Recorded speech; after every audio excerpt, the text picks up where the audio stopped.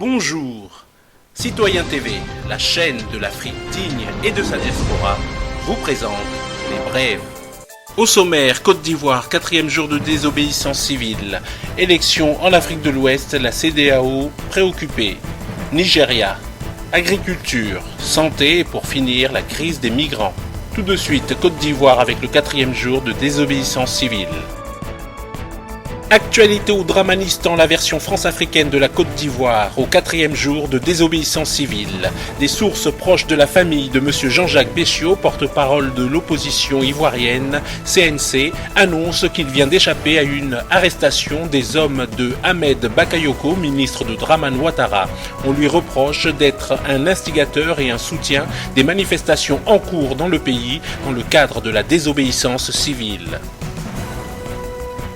Le camarade Samba David, membre du présidium de la Coalition nationale pour le changement, est en train d'être arrêté par le pouvoir de Dramane Ouattara, un dispositif impressionnant de l'armée du Dramanistan, la version france-africaine de la Côte d'Ivoire, est actuellement dressé à la porte de sa maison.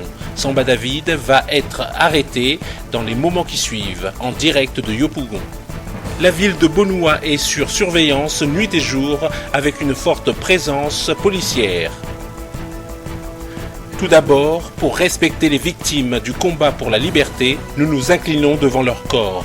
Ce pouvoir barbare terrorise le peuple de Côte d'Ivoire depuis son arrivée au pouvoir. Il doit partir parce que la Côte d'Ivoire, ce pays de paix, ne le mérite pas. Nous saluons ensuite et encourageons cette brave jeunesse éprise de liberté de prendre ses responsabilités pour que son lendemain soit construit sous son regard et avec sa participation. C'est pourquoi les démocrates dans les rues ne doivent pas lâcher. Nous les encourageons et nous disons qu'ils doivent rester déterminés pour que cette dictature s'en aille. Tout de suite, élection en Afrique de l'Ouest, la CEDEAO préoccupée. Mesdames et messieurs, bonsoir et bienvenue. Sommet extraordinaire de la CEDEAO, les pays de l'Afrique de l'Ouest examinent à Dakar la situation préélectorale dans un certain nombre de pays membres. Des scrutins aux grands enjeux sont en vue, notamment au Burkina, en Côte d'Ivoire et en Guinée-Conakry, et beaucoup craignent les dérapages.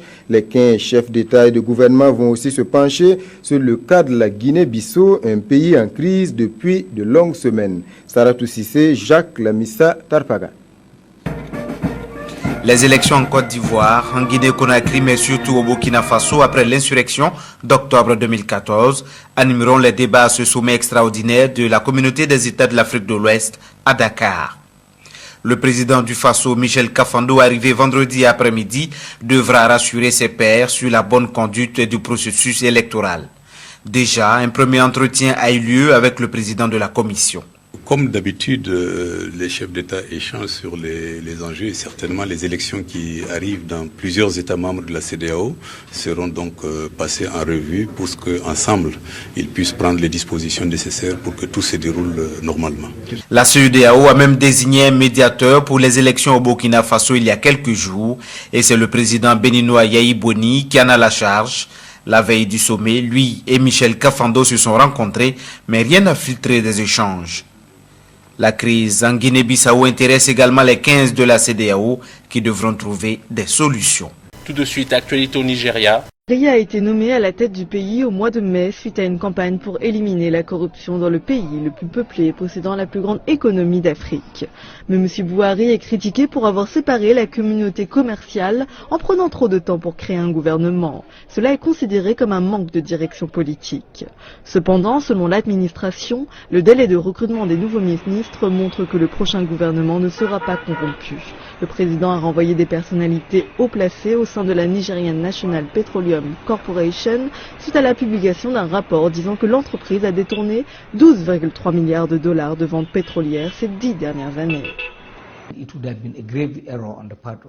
Cela aurait été une grave erreur de la part du gouvernement d'inaugurer le Conseil des ministres, le jour suivant l'entrée en fonction.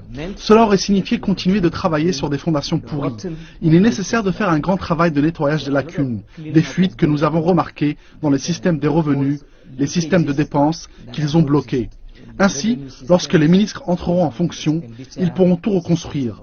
Une fondation solide qui rompt totalement avec les pratiques de mauvaise gestion du passé. Tout de suite, agriculture. Diapo-Lumbitan, pourquoi ne pas nous rappeler le concept de Labo-Agri et les motivations qui vont avec? Ben, très bien.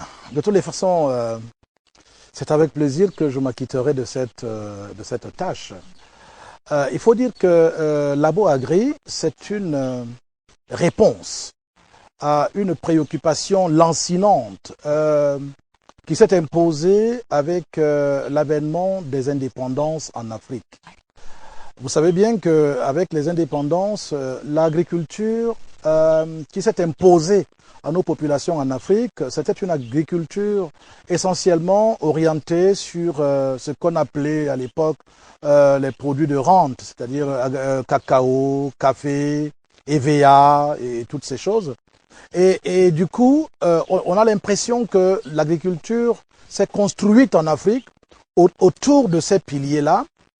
Et cela a généré quelque chose de gênant aujourd'hui en Afrique, c'est que un agriculteur se met par exemple à produire uniquement son cacao. Et vous le retrouvez par exemple avec 10 hectares de cacaoyers. Il gagne à peu près 10 millions de francs tous les ans. Mais quand vous allez le voir, il est toujours pauvre. On ne peut pas comprendre cela. Et moi, j'ai souvent pensé que ça part des choix d'après les indépendances. Nous avons choisi une agriculture dominée par l'extérieur. Et cela nous a donc amené à nous couper en même temps aussi de notre diaspora. Parce que, regardez, la diaspora qui se retrouve donc très nombreuse d'ailleurs dans d'autres pays dans le monde, ne percevait pas l'intérêt de pratiquer l'agriculture si ce n'était que donc le cacao, le café et les VIA, puisque pendant qu'ils sont au Brésil, en Europe, aux États-Unis et tout, ils peuvent très bien prendre leur café, leur marché, ils n'ont pas de problème, ils n'ont pas de soucis. Donc il n'y avait pas une motivation qui pouvait les amener à venir investir dans l'agriculture en Afrique. Or, aujourd'hui, avec les mutations qui s'opèrent actuellement, avec la prise de conscience globale des Africains par rapport à cet appauvrissement progressif, alors le besoin s'est fait ressentir de revenir en Afrique, mais revenir pour faire quoi? Qu'est-ce qui pouvait fixer de manière définitive les Africains de la diaspora?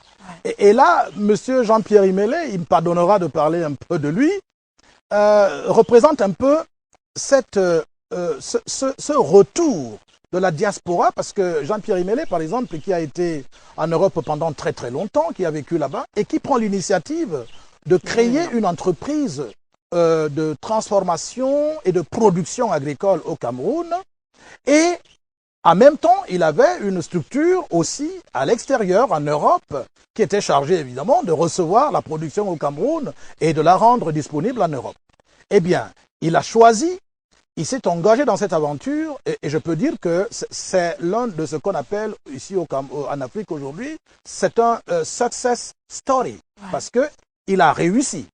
Il est parti de l'idée jusqu'à ce qu'aujourd'hui, une entreprise, je citerai pas toujours le nom pour ne pas faire de la publicité gratuite, mais cette entreprise, pour ne pas la nommer Biotropical, a fait donc des pas jusqu'à devenir une entreprise de référence en Afrique et en particulier au Cameroun dans la production et la transformation des fruits biologiques.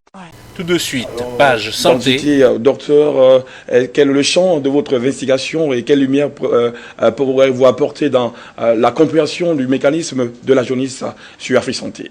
Oui, la jaunisse d'abord, sans rentrer forcément dans l'histoire de celle-ci, c'est qu'elle est beaucoup plus bruitière que menaçante.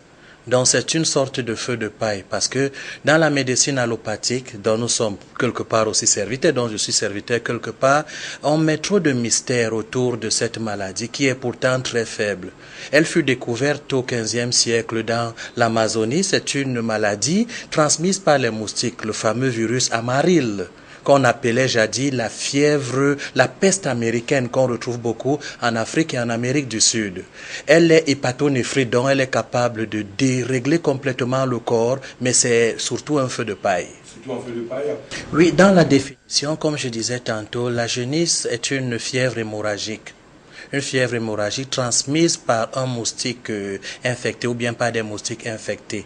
Elle est hépatonéphrite, donc elle s'attaque beaucoup plus au pancréas et au foie et elle est capable de régler le corps de façon à donner comme l'impression que la mort est à nos trousses.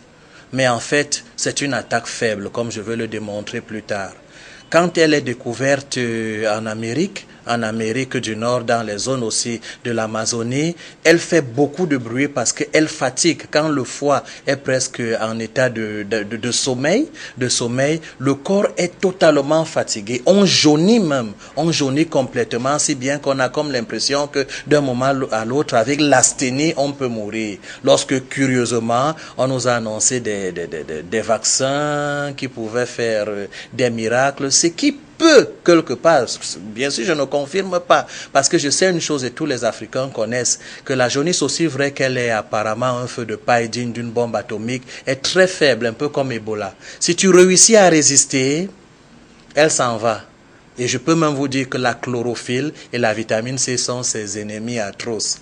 Sauf qu'il ne faut pas jouer l'automédication à un certain niveau. Vous voyez, le rôle du spécialiste, c'est quoi? Intervenir quand il se passe déjà un dérèglement profond sur le plan organique. C'est-à-dire, par exemple, lorsqu'il y a hémorragie au fond de la gorge suite à une jaunisse, il faut un spécialiste pour faire la part des choses entre l'automédication normale, qui est l'art de se nourrir, s'alimenter ou prendre des décoctions, et se confier à quelqu'un qui connaît la chose.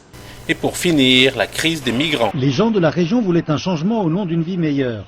Mais cela s'est retourné contre eux. La transition s'est changée en chaos. Pendant plus de 5 ans, les pays comme la Syrie, l'Irak, la Libye et le Yémen sont pris dans la tourmente plutôt que dans le développement. S'il y avait eu une unité arabe, nous serions en meilleure posture. Mais malheureusement, nous sommes divisés. Ce qui conduit à des guerres que nous aurions pu éviter si nous avions été unis. Le résultat est un afflux de milliers de migrants en Europe. Certains réussissent, mais la plupart échouent. Et nombreux sont ceux qui meurent en cours de route. Le monde est choqué par les scènes crues des cadavres de migrants venus de Syrie et de Libye échoués sur les plages européennes. Bien que l'Europe et les États-Unis mènent des efforts pour prendre en charge des réfugiés, cet expert accuse l'Occident d'avoir en premier lieu causé cette tragédie.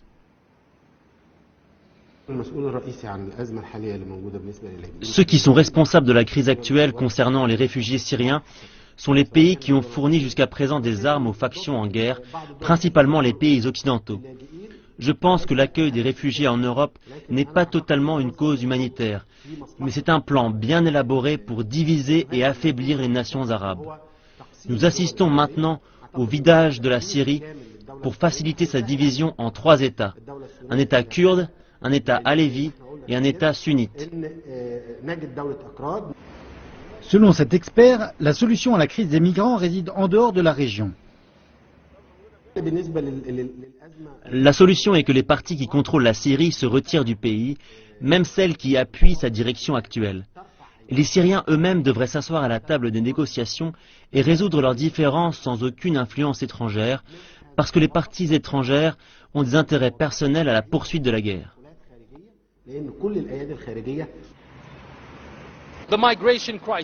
Donc, la crise migratoire n'est pas seulement un problème économique et social, mais le résultat du chaos politique, qui se poursuivra jusqu'à ce que la paix s'impose dans la région.